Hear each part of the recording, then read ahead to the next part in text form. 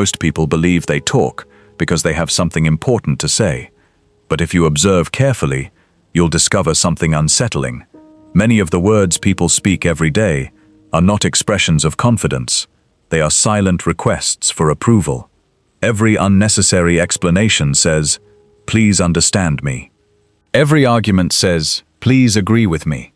Every emotional reaction says, "You have the power to disturb my peace." This is why so many people feel mentally exhausted before the day is even over. It isn't because life is always difficult. It's because they spend their energy fighting battles that were never worth entering. They defend themselves against opinions that change nothing. They replay conversations that have already ended. They allow strangers, co-workers, family members, and even anonymous comments online to occupy space in their minds long after those moments have passed. Little by little, the mind becomes crowded. Not because life demands it, but because everything is being allowed inside. The Stoics understood this thousands of years ago. Marcus Aurelius ruled an empire filled with war, political conflict, betrayal, and constant pressure. Yet when he wrote in his private journal, he rarely complained about other people. Instead, he kept returning to one lesson: guard your own mind, because the greatest victory is not over another person, it is over the habits that steal your peace without your permission. The problem is that most people never notice when this theft begins. It doesn't happen in one dramatic moment. It happens quietly. Someone criticizes you, and instead of letting the moment pass, you replay it in your head for the next 3 hours. Someone misunderstands your intentions, and suddenly you feel an overwhelming need to explain yourself until they finally approve. Someone else succeeds, and before you realize it, you're comparing their journey to your own, wondering if you're falling behind. None of these moments seem dangerous by themselves, yet together, they slowly reshape the direction of your life. Every unnecessary reaction steals a little attention. Every distraction steals a little focus. Every negative thought steals a little confidence. And eventually, you begin living according to everything happening around you instead of the principles within you. The strange part is that modern life rewards this behavior. It encourages constant reactions. It tells you to answer every message immediately, respond to every criticism, defend every opinion, and make sure your voice is heard in every conversation. But have you ever noticed something? The people who appear strongest are rarely the ones speaking the most. The people with the deepest confidence rarely feel the need to convince everyone they are right. Their strength comes from somewhere else. It comes from self-command. The ability to choose what deserves their attention and what deserves their silence.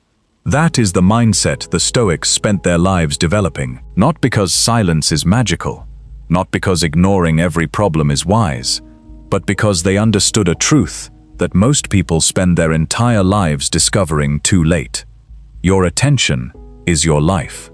Whatever consistently receives your attention eventually shapes your thoughts. Your thoughts shape your emotions. Your emotions shape your actions. Your actions become your habits, and your habits quietly become your character. If you constantly give your attention to criticism, criticism begins controlling your emotions. If you constantly give your attention to comparison, comparison begins controlling your confidence. If you constantly give your attention to negativity, negativity slowly becomes the lens through which you see the entire world. But the opposite is also true. The moment you learn to protect your attention, you begin protecting your peace. The moment you stop reacting to everything, you begin reclaiming your power. And that journey begins with something that sounds incredibly simple, yet almost nobody has truly mastered: learning when not to speak. Because staying silent is far more than keeping your mouth closed. It is the first discipline that teaches you how to master your own mind. And once you understand why silence is so powerful, you'll never see unnecessary words the same way again. Exactly because staying silent is so difficult, most people assume it must be something you're either born with or you aren't. They believe calmness is a personality trait. They look at someone who remains composed under pressure and think they're naturally patient. But the Stoics would disagree. They believed silence is not a gift, it is a discipline. Like every discipline, it becomes stronger through practice. The first thing you must understand is that silence does not begin with your mouth. It begins with your mind. Many people stop themselves from speaking, yet internally they continue arguing for hours. They replay the conversation again and again, imagining better responses, sharper comebacks, or different outcomes. From the outside, they appear silent, but inside, they are still trapped in the conflict. That is not peace. That is delayed reaction. Real silence is when the mind no longer feels compelled to keep fighting a battle that has already ended. So how do you reach that point? The first practice is surprisingly simple. The next time someone says something that offends you, criticizes you, or misunderstands you, do not answer immediately. Pause, not because you have nothing to say. Pause because you are deciding whether the situation deserves access to your peace. Most reactions happen so quickly that people mistake them for instinct. But between what happens and how you respond, there is always a small space. It may last only a few seconds, but within those few seconds lies your greatest freedom. Seneca often reminded himself that the strongest emotions appear at the exact moment they are least trustworthy. Anger demands immediate action. Pride demands immediate defense. Fear demands immediate escape. Yet if you give those emotions a little time, they begin losing their authority. Imagine someone insults you at work. Your first impulse is to defend yourself. Your heart beats faster. Your thoughts begin racing. Your ego whispers, if you stay silent, they'll think you are weak. But ask yourself something. Has every argument you've ever won actually improved your life? Has every explanation changed another person's opinion? Has every emotional reaction brought you peace? For most people, the honest answer is no. Many arguments end exactly where they began, except both people leave with less energy than they had before. This is why the Stoics treated silence as a filter rather than a surrender. Not everything deserves your response. Some opinions deserve to be ignored. Some misunderstandings deserve to remain misunderstood. Some people are committed to misunderstanding you because it supports the story they already believe. No amount of explanation can change a person who has already decided not to listen. The second practice is learning to observe instead of react. This shift changes everything. When someone behaves rudely, most people immediately make the situation personal. They don't respect me. They're attacking me. I need to defend myself. But what if you looked at the situation differently? Instead of asking, why are they treating me this way? Ask, what does this behavior reveal about them? Someone filled with anger often speaks from unresolved pain. Someone desperate to insult others may be struggling with insecurity. Someone constantly seeking conflict often carries conflict within themselves long before they meet you. This doesn't excuse bad behavior, but it changes your relationship with it. You stop absorbing every emotion other people throw into the world. You become an observer instead of a participant. Marcus Aurelius practiced this constantly. Whenever he encountered difficult people, he reminded himself that they acted according to what they believed was right, even if their judgment was flawed. Instead of becoming consumed by frustration, he focused on preserving his own character. That is a powerful lesson. You cannot always choose the people you meet, but you can choose whether they leave fingerprints on your mind. If you've found yourself in these ideas so far, take a moment to like this video and subscribe to the channel. Not because one video will transform your life overnight, but because lasting change comes from repeatedly exposing your mind to ideas that strengthen your judgment instead of feeding distraction. There is one final lesson about silence that many people overlook. Perhaps the most powerful reason to stay silent is this: let your life become your answer. People spend years trying to convince others they are intelligent, disciplined, successful, or worthy. The Stoics pursued something different. They focused on becoming those things. There is a quiet confidence that develops when you no longer feel the need to announce every goal, defend every decision, or prove your value in every conversation. Your discipline begins speaking for you. Your consistency begins speaking for you. Your character begins speaking for you. And over time, you discover something remarkable. The less you need to convince the world of your worth, the more certain you become of it yourself. But silence, by itself, is only the beginning. Because even after you've stopped reacting to everyone around you, there is another battle waiting inside your own mind. It is the battle for your attention, and unless you learn how to focus on yourself, instead of everything happening around you, peace will always remain just out of reach. That battle is far more dangerous than most people realize, because it doesn't announce itself loudly. It steals your attention one small moment at a time. You wake up with a clear plan for the day. You know exactly what you want to accomplish. Then you check your phone, just for a minute. A message leads to another message. One notification becomes 10. You read someone's opinion online, then another. Before long, your mind is no longer thinking about your own life. It is occupied by everyone else's. Hours pass. Your energy is gone. Yet very little that truly mattered has been done. This is how focus is lost. Not through one dramatic mistake, through hundreds of tiny distractions that seem harmless on their own. The Stoics recognized this long before social media, smartphones, or 24-hour news cycles existed. They understood that the human mind naturally follows whatever captures its attention. If you do not decide where your attention goes, something else will decide for you. That is why focusing on yourself is not selfish. It is necessary. Many people misunderstand this idea because they imagine focusing on yourself means ignoring your family, refusing to help others, or becoming emotionally distant. That isn't what the Stoics taught. Focusing on yourself means taking responsibility for the only life you truly control. Marcus Aurelius governed one of the largest empires in history, yet he constantly reminded himself not to waste energy wishing people were different. He understood that every minute spent trying to control another person's behavior was a minute that could have been spent improving his own judgment. Imagine carrying 2 buckets every day. One bucket contains things you can control: your attitude, your discipline, your effort, your habits, your decisions. The other bucket contains everything you cannot control: other people's opinions, their actions, the past, the future, luck, unexpected setbacks. Most people spend their lives trying to carry the second bucket. It is heavy, it constantly spills, and no matter how hard they try, they can never keep it full.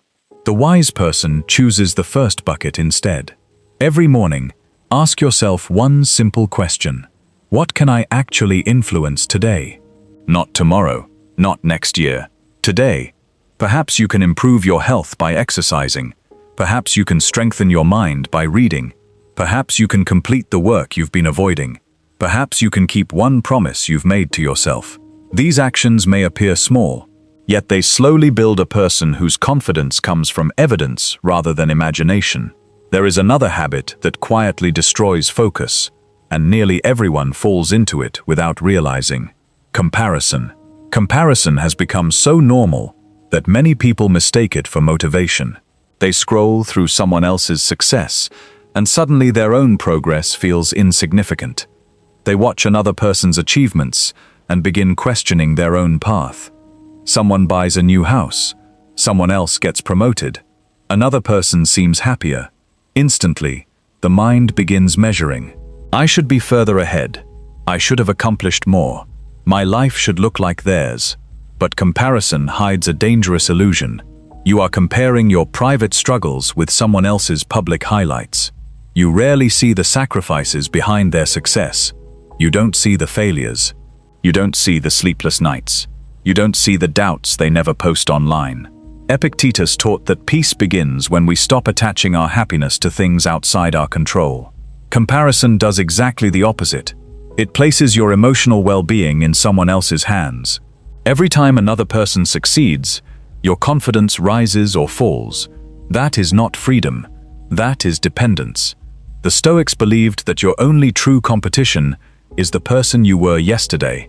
Not your neighbor, not your coworker, not the stranger on the internet. Yesterday's version of you.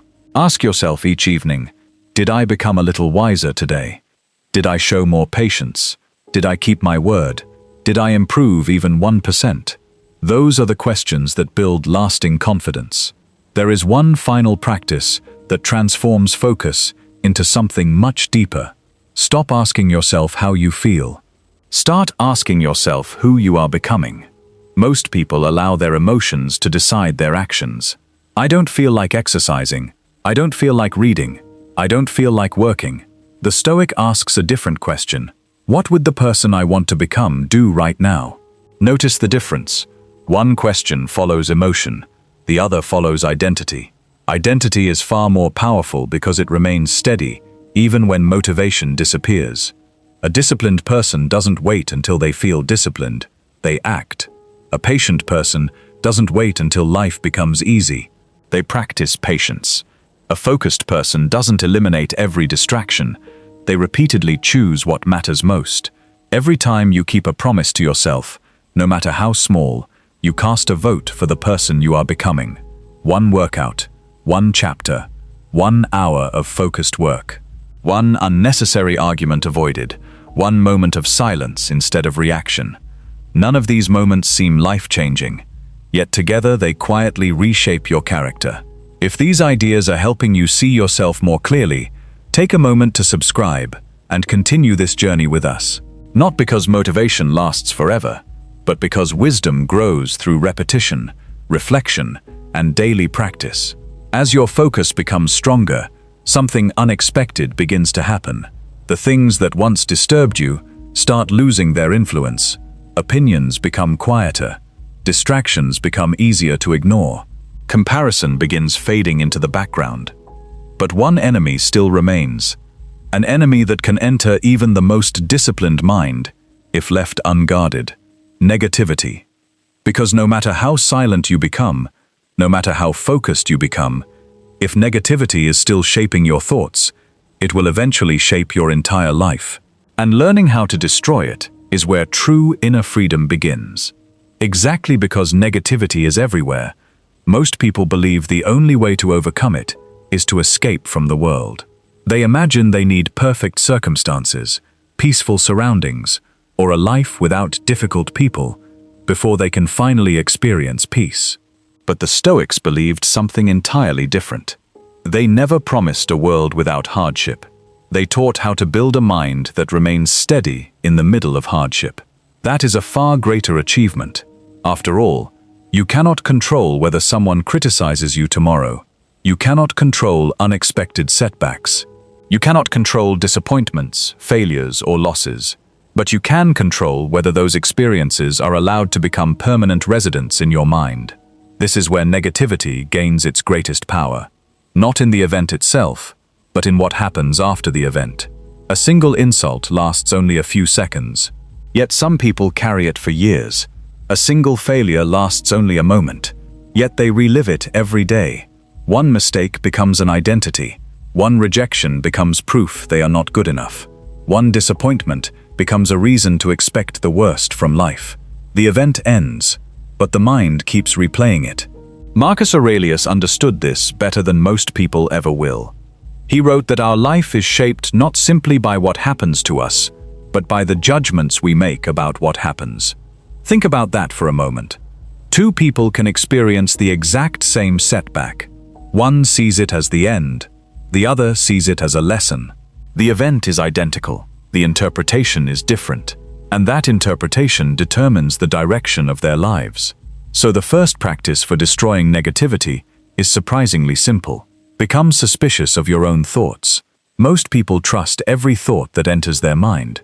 If I think it, it must be true. But is it? Suppose you make one mistake at work. Immediately your mind whispers, "I'm terrible at this." Someone ignores your message. They must not like me anymore. A plan doesn't work out. I always fail. Notice the words your mind chooses. Always, never, everyone, nobody. These are rarely the language of truth. They are the language of emotion. The Stoics understood that emotions often exaggerate reality. That is why Epictetus encouraged people to examine their impressions before accepting them. The next time a negative thought appears, don't obey it immediately. Question it. Ask yourself, is this a fact, or is it fear? Do I have evidence, or only assumptions? Would I speak to someone I love this way? These questions interrupt the cycle. Because negativity grows strongest when it is never challenged. The second practice is one that modern life desperately needs. Protect what enters your mind. Imagine your mind as a beautiful garden. Every conversation, every book, every video, every social media post, every friendship, every habit plants a seed. Some seeds become confidence, others become anxiety. Some grow into discipline, others grow into resentment. Now ask yourself honestly, what have you been planting? If your day begins with arguments online, if every conversation is filled with complaints, if your entertainment constantly feeds anger, outrage, and fear, should it surprise you that your inner world begins reflecting those same emotions? The Stoics were extremely careful about what they allowed into their minds. They understood that repeated exposure eventually becomes belief. This doesn't mean pretending negativity doesn't exist. It means refusing to make negativity your daily diet. Spend more time reading ideas that strengthen your character. Spend time with people who challenge you to become wiser instead of more bitter. Choose conversations that leave you thoughtful rather than exhausted. Protecting your environment is not weakness, it is wisdom. Another mistake people make is believing they can think their way out of negativity. But some problems cannot be solved through thinking alone. They must be solved through action. How often have you stayed awake, replaying a problem over and over? The more you thought about it, the worse you felt. Because the mind often mistakes movement for progress. Thinking feels productive. But endless thinking without action usually creates deeper anxiety. The Stoics believed action restores clarity. When your thoughts become heavy, move your body, go for a walk, exercise, write your thoughts in a journal, clean your room, finish the task you've been avoiding. Take one meaningful step forward. Action reminds the mind that you are not powerless. Every completed action weakens the voice that says, "You can't. You won't. Why even try?" Those voices survive on inaction. They begin starving the moment you start moving. There is one final lesson that may be the hardest of all. Forgive people who continue carrying negativity, not because they deserve it, but because you deserve peace. Holding on to resentment is like carrying a burning piece of coal while hoping someone else gets burned. Meanwhile, your own hand continues suffering. Forgiveness does not mean trusting everyone again. It does not mean allowing people to mistreat you. Sometimes forgiveness simply means refusing to carry someone else's darkness any longer. The Stoics believed that people act according to the understanding they possess. Some have never learned emotional discipline. Some have never experienced kindness. Some have spent years feeding anger until they no longer know another way to live. You do not have to become like them. You can choose differently. You can leave bitterness where it belongs. You can walk away without carrying the emotional weight they tried to place on your shoulders. That is not weakness. That is strength. Because real strength is not measured by how loudly you respond. It is measured by how peacefully you continue walking after the noise has ended. And when you combine silence with focus and a mind that refuses to feed negativity, something extraordinary begins to happen. You become increasingly difficult to manipulate, increasingly difficult to distract, and almost impossible to disturb. But there is one final lesson that ties all three of these practices together into a single Stoic philosophy. Once you understand it, you'll never look at your own mind the same way again. The reason these three principles are so powerful is that they are not separate habits. They are one way of living. Most people believe their greatest enemy is outside themselves. They blame difficult people, bad luck, unfair circumstances, or a world that seems determined to test their patience. But the Stoics repeatedly pointed to a different enemy, one that quietly follows us everywhere, an undisciplined mind. Because if your mind reacts to everything, you will never know peace. If your attention belongs to everyone else, you will never know purpose. And if negativity is allowed to grow unchecked, you will never know freedom. That is why staying silent, focusing on yourself, and destroying negativity are not three different lessons. They are three parts of the same foundation. Silence protects your energy. Focus directs your energy. Freedom from negativity multiplies your energy.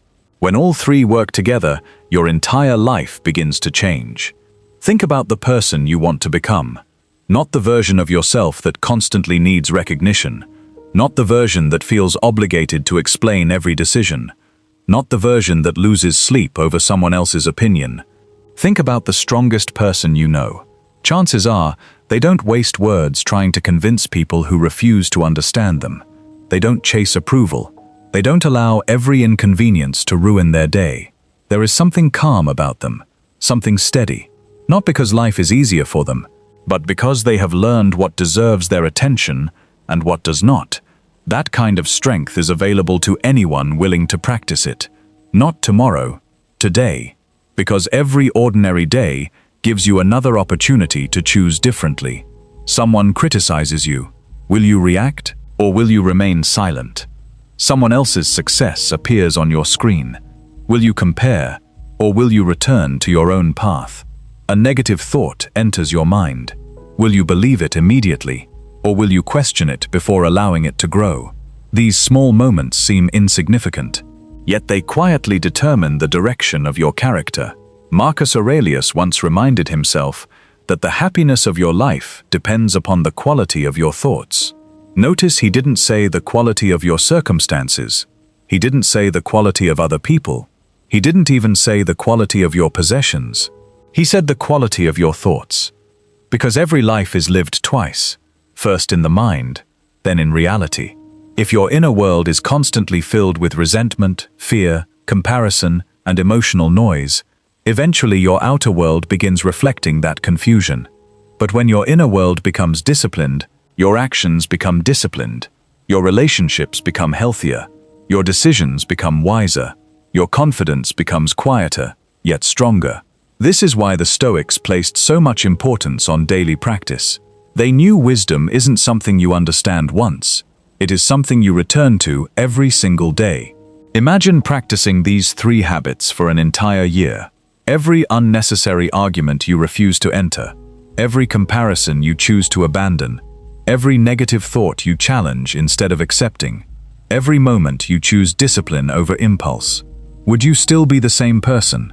Of course not. Your mind would become calmer. Your emotions would become steadier. Your confidence would no longer depend on applause. And perhaps most importantly, you would stop looking outside yourself for the peace that has always been waiting within. This is why the Stoics never promised a perfect life. They promised something far greater, a stable mind. Because a stable mind can survive an unstable world. Storms will still come. People will still disappoint you. Plans will still fail. Life will still surprise you. But instead of being knocked down by every challenge, you begin standing on something deeper than circumstances. You begin standing on character. And character cannot be taken from you unless you surrender it yourself. So beginning today, make one simple commitment. Speak a little less. Observe a little more. Protect your attention as if it were your greatest possession, because it is.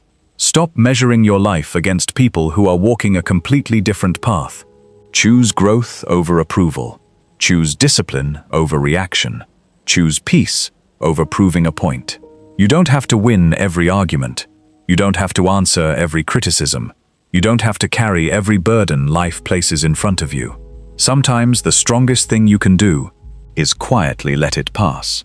And perhaps one day, people will wonder why nothing seems capable of disturbing your peace anymore. They'll think you were simply born calm. They'll assume confidence comes naturally to you. But you'll know the truth. You'll know that every moment of silence was a choice. Every moment of focus was a decision. Every victory over negativity was earned. Little by little, day after day, you built a mind that refuses to be controlled by the noise of the world. And that is the true Stoic mindset. Not escaping life, not avoiding people, not pretending problems don't exist, but walking through every challenge with a quiet strength that no opinion can shake, no distraction can steal, and no negativity can destroy. If this video has helped you see your own mind differently, then make sure you subscribe and join us on this journey through Stoic philosophy. Every week, we explore timeless wisdom that helps you build stronger discipline, deeper resilience, and lasting inner peace in a world that constantly tries to take it away. And don't stop here. The next lesson may be the one that changes not just the way you think, but the way you live. Until then, remember this: stay silent when silence protects your peace. Focus on yourself, because your greatest responsibility is your own character. And destroy negativity, not by fighting the world, but by refusing to let the world take control of your mind.